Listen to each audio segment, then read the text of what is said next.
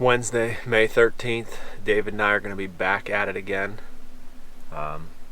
Just waiting for him to get out here to the truck. We're going to be heading down to the same farm Jared and I hunted on Saturday. We're going to try it again from the blind, so we're going to have to throw that up real quick. And still carrying the recurve. Yesterday we didn't hear a whole lot of birds up behind his house. Went across the road and we could see over to the other field we hunted, and there were 2 longbeards and some hens. So it's probably the longbeards we ran into on Saturday that had the hens. They got chased off by a bunch of jakes. So my hope is maybe if they do the same thing and come into the field early, maybe I can get those hens to come up close to the decoys, drag those gobblers, and just hopefully get a shot on them. So we'll get there, get the blind up, and we'll see you when it starts getting light.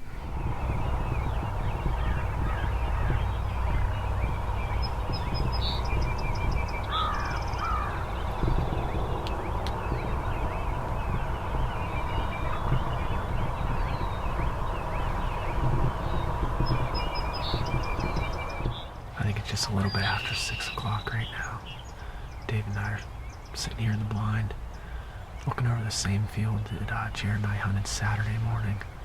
We just have a little bit different angle on us. We're probably up here at the highest point in this field, looking back to the corner where those birds were in the trees. And I can just start to see the tops of some hens coming up over from that back corner.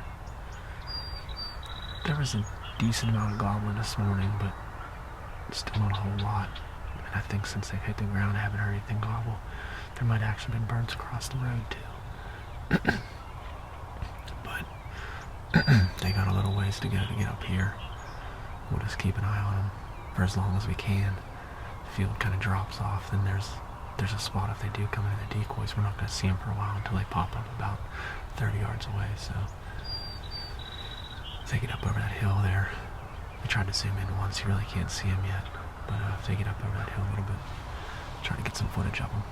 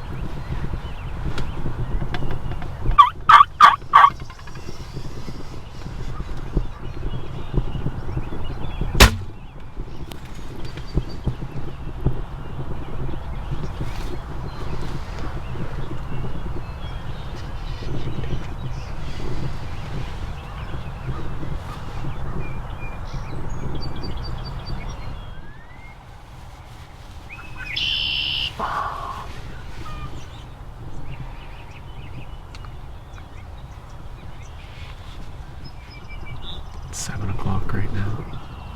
And as you just saw, I screwed up another setup.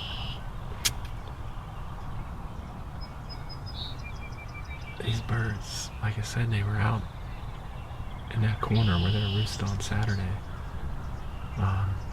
They flew down. I saw at least 2 full fans at first. And then I think those jakes ran them past us again. We had a bunch of hens, maybe 4 or 5, coming to the decoys here. They kind of came in, checked things out, and went back off to the right. And there was a single jake I could see off the left-hand side. I couldn't get the camera turned over there. And the next thing you know, all those jakes are behind us. I don't know how they got back there, but I saw them running down to my right. And I think those gobblers were down there, because we saw them going kind of through the grass. We saw a couple turkeys running through the grass. I'm assuming that's what they were, because then they came back through this tree line and came into the decoys. And the decoys are at like 14 yards today, so they're a little bit further. And I'm shooting out of the right window. They just came from right to left. So as soon as I started seeing one, I was like trying to pull it back as slow as I could, like down underneath the window of the blind. I got it back. I was actually holding for a little bit, trying to get one to like separate, but they were already getting nervous, kind of moving away. But I don't understand why that first shot was so low. So I like dropped my arm, but the arrow's out there like 19 yards, stuck in the dirt. And I fumbled around for another arrow, and I shot once out there, but actually now when I go and range it again, it was almost 30 yards. That's way too far.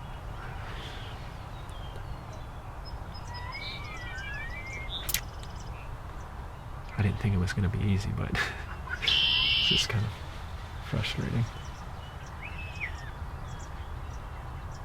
Guess that's why they call it hunting. Put a target out there, and could probably hit it all day long. Live animal out there that's moving around, it's a different ballgame.